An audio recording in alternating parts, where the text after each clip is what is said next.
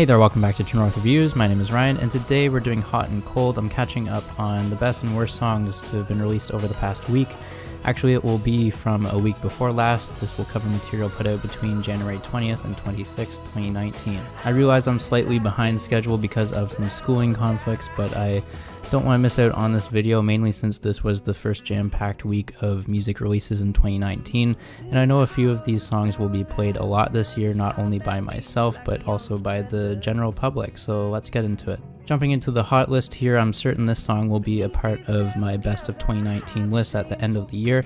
I don't know how I can predict that so early when it's only February, but I have a very good feeling about it. It's Vampire Weekend's new single, Harmony Hall. I thought it was very cheesy at first, but there's just a lot to like about this song, from the beautiful arrangement, especially the guitar performance that bookends the track. It seals the composition very nicely. The melody's very catchy as well, and my goodness, the piano instrumental break in the middle, just a heavenly rich and gorgeous display of talent. I can't compliment it enough, but I can also say the same thing about this next track up here, Moderation by Florence and the Machine. A really quick turnaround for the band, actually. They just put out High as Hope last summer, but hey, they're on a good streak, and again, they don't disappoint with this new single. I would even go as far to say that this is high enough quality to be a lead-off single for a new full-length project.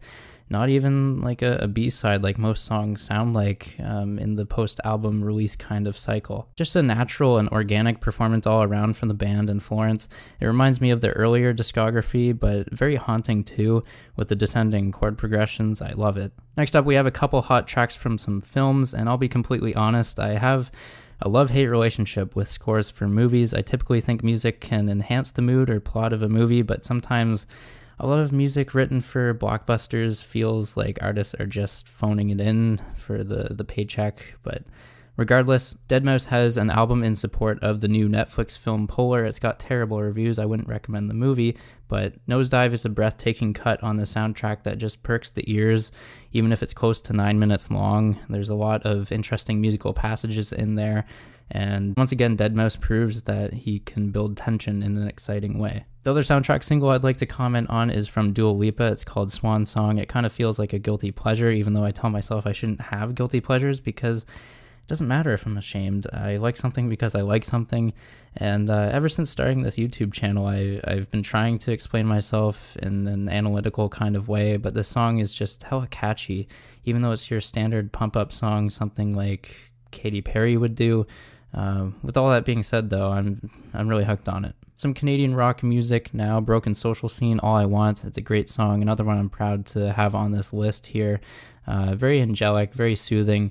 It's got a synthetic feel to the instrumentation, from the drums to the synthesizers, but man, the melody is instantly irresistible. Now for the hip-hop fans out there, I think J. Cole has redeemed himself finally. His new single, Middle Child, makes me want to fall in love with him all over again. The beat feels like something off 2014 Forest Hills. His singing is more than tolerable. In fact, it's actually enjoyable. And even though his flow is again in triplet rhythm form here, it's a step in the right direction in my opinion. Moving on from there, we have an R&B song from Summer Walker. It's entitled Grave, and it's a very minimalist composition, but it flourishes from its sweltering synthesizer and funky bass. Rival Sons have released their new album Feral Roots. I haven't listened to it in its entirety, but the new song Imperial Joy is catching my ears. Some people might think it sounds too much like Led Zeppelin, and they just had enough of Greta Van Fleet from last year, so if you can't stand them, don't bother with this new track. Ruth B has released a delightful singer-songwriter track called Slow Fade. It's just really elegant. The form of the song is in no way reinventing the wheel, but it's a good one if you're looking for some decent vocals. Wrapping up the hot list, we have a Tears for Fears cover of Everybody Wants to Rule the World by Weezer, and as much as people have been saying the Teal album feels like a carbon copy or imitation of the originals, I'm here defending this one because I think it's done in a way that calls upon nostalgia, and it still feels like Weezer at the same time. It's not like Lord's cover of the song in any way. I actually like that one because it sounds very different. But I still am a sucker for a cover that feels similar to the original. Yeah, it might just be karaoke, but it's good karaoke because Rivers Cuomo is just having fun. I think we should just leave him be. And don't worry, he still is exercising his own songwriting abilities with the Black Album coming in March. He's just milking out the Toto covers from last year. And at this point, you just gotta ride or die with Weezer. This isn't the first time that they've sold out, and it sure won't be the last. For myself personally, though, I think they're doing a good job of remaining relevant decades after their peak of success from the 90s. Now onto the middle of the road tracks. Again, these aren't the greatest, but by no means are the worst. You might enjoy them more than I do. There's only one song on the list this week, and it's Hunter Hayes' Heartbreak. That's right, some country. I do listen. As little as I do, I'm trying to get into this genre a bit more. My favorites would include Chris Stapleton and Sturgill Simpson. I may have heard the odd Hunter Hayes song before, but anyways, this new one is pretty catchy. There's no arguing that one. I appreciate the recommendations from friends, so keep on passing along country music. Now for the cold tracks of the week, definitely the worst I heard, Anxiety by Julia Michaels featuring Selena Gomez. I'm not a fan of this one at all. I get that they're trying to connect with their audience, but it's just a bad song. The guitar playing is extremely basic. The vocal performances are so breathy and obnoxious.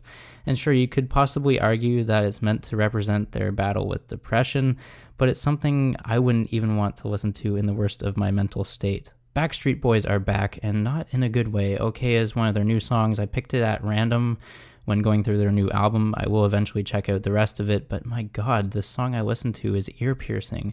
And no, not the earring kind of piercing. It just makes me want to vomit. It's vomit-inducing. We'll just leave it at that. Moving on, we have Bring Me the Horizons, Why You Gotta Kick Me When I'm Down. Besides the badass outro, the song is a disappointment. It has everything I don't like in a rock song over the past couple of years. The disingenuous angst, the kids choir, where did that come from? And above all else, it just feels like a 30 Seconds to Mars song, and I have a difficult time hearing it any other way. To wrap up things this week, we have Tyga's Girls Have Fun, Ex-Ambassadors Boom, Diplo and Niska's Boom Boom Bye, not related to the Ex-Ambassadors song in any way, for as much as I know, and XXXTentacion's Sauce. Not much needs to be said about them because the first 30 seconds of all of them is what you're going to get for the entirety. So we'll leave it at that. Thanks for joining me in this catch-up session of Hot and Cold. Feel free to send me some song suggestions, like, comment, subscribe, and share. My name's Ryan, and as always, have a rockin' day.